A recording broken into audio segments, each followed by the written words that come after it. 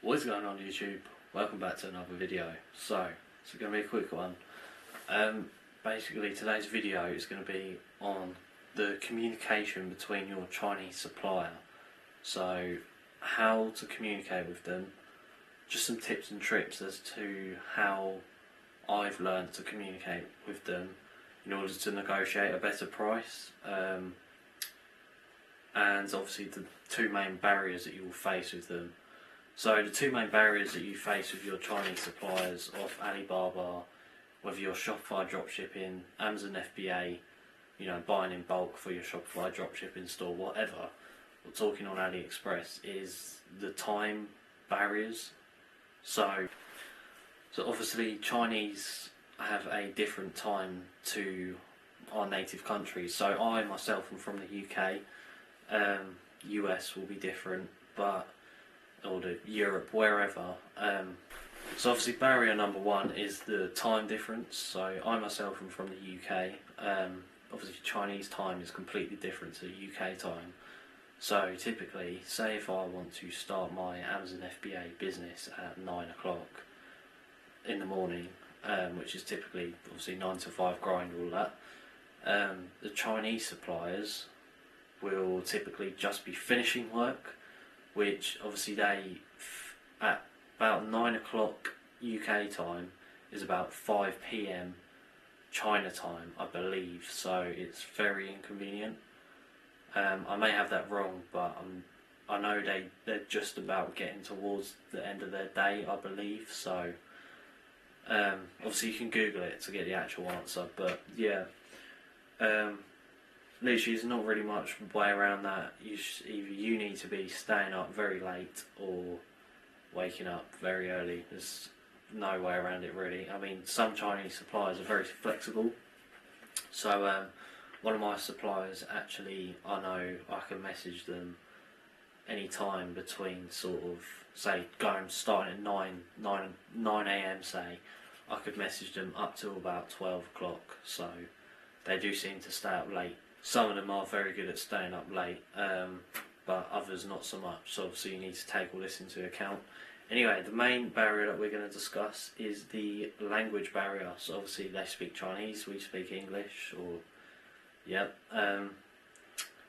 So first of all, why am I creating this video? Let me just explain what can happen. So basically what I have here, I'm not going to show you my details obviously, but what I have here is a FedEx letter, and what this is an invoice for customs charge for a shipment that I've recently made for one of my FBA products that I'm currently trying to sell on Amazon right now. So obviously I've got duty and VAT to pay.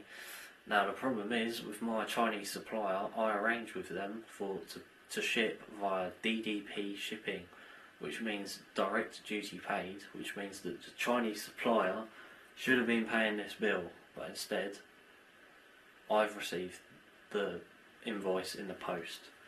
So this is due to poor communication, I suppose. I can only blame myself, or maybe the supplier tried to pull a fast one, who knows, whatever. As you can see, I've actually got some of my Amazon FBA products right over there.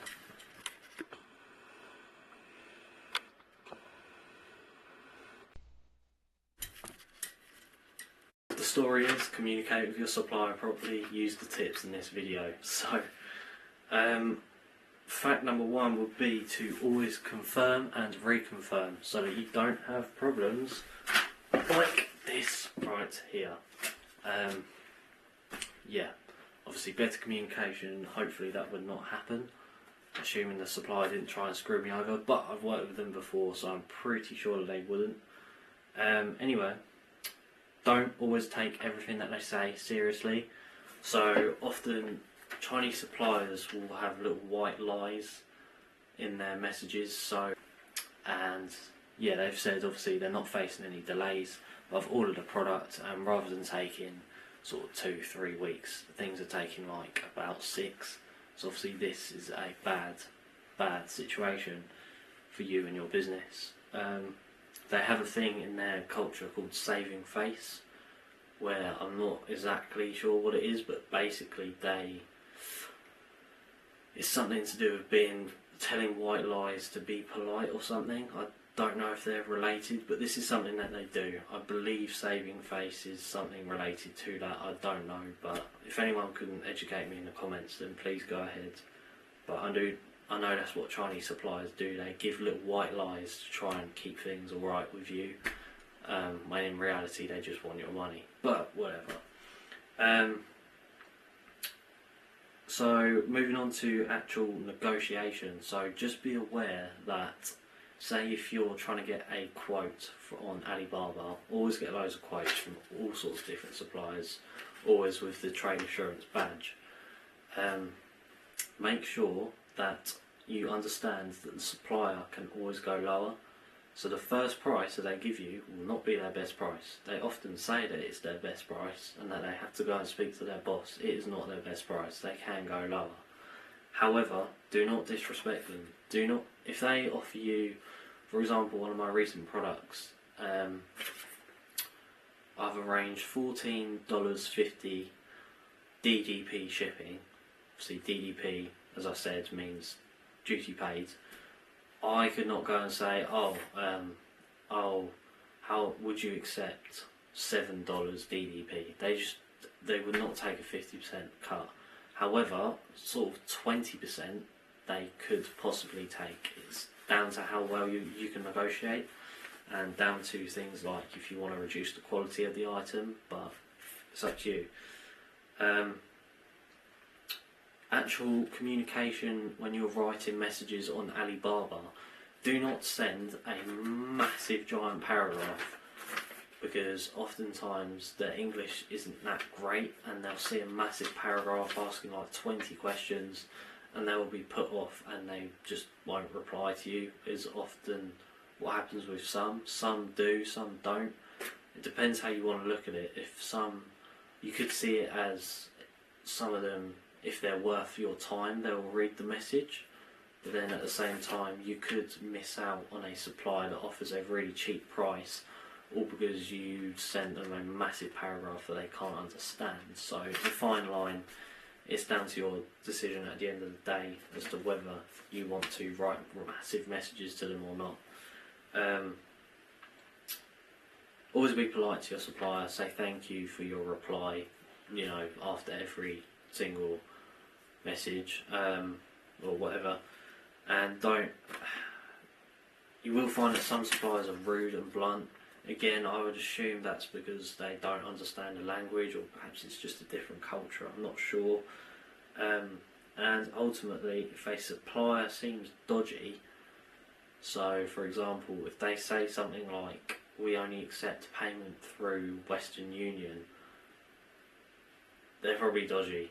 Only accept transfers only make a payment to a supplier through credit cards, debit cards, credit cards, ideally a credit card because you get that extra protection, or a bank transfer. Just don't bother with Western Union or anything like that, or PayPal. PayPal you can use, however obviously there's the higher 5% fee. But yeah, that just about sums it up, guys. Basically, good communication so that you don't get big invoices like this. I'm going to have to communicate with the supplier now and try and sort out what's going on. Hopefully I don't have to pay that massive sum, as I thought I'd already paid it. So, thank you for watching, guys. If you enjoyed the video, tune in again, subscribe,